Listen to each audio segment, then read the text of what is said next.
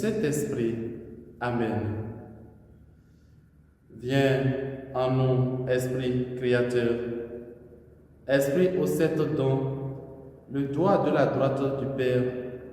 Esprit de vérité promis, toi qui inspires nos paroles. Évangile de Jésus-Christ selon saint Marc. Ressuscité le matin, le premier jour de la semaine, Jésus apparut d'abord à Marie-Madeleine, de laquelle il avait expulsé 7 démons. Celle-ci partit annoncer la nouvelle à ceux qui, ayant vécu avec lui, s'affligeaient et pleuraient.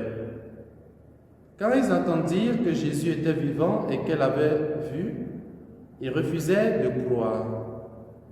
Après cela, il se manifesta sous un autre aspect à 2 d'entre eux qui étaient en chemin pour aller à la campagne. Ceux-ci revinrent l'annoncer aux autres, qui ne les crurent pas non plus. Enfin, il se manifesta aux 11 eux-mêmes pendant qu'ils étaient à table. Il leur reprocha leur manque de foi et la dureté de leur cœur parce qu'ils n'avaient pas cru ceux qu'il avait contemplés ressuscités. Puis il leur dit, « Allez dans le monde entier, proclamez l'Évangile à toute la création. » Acclamons la parole du Seigneur. Louange à toi, Seigneur Jésus. Bien-aimés dans le Seigneur, nous sommes aujourd'hui le samedi 11 avril 2026 et nous bénissons le Seigneur pour le don de la vie. L'Église fait mémoire aujourd'hui de Saint Stanislas, évêque de Mathire. Dans l'évangile de ce jour, nous voyons comment la mort de Jésus a ruiné l'espérance des disciples, au point qu'ils refusèrent de croire les témoins de sa résurrection. Jésus, en son temps, va leur reprocher leur incrédulité et leur endurcissement. Il fallait juste d'opérer un saut de la foi pour enlever de leur vie les ombres de la peur.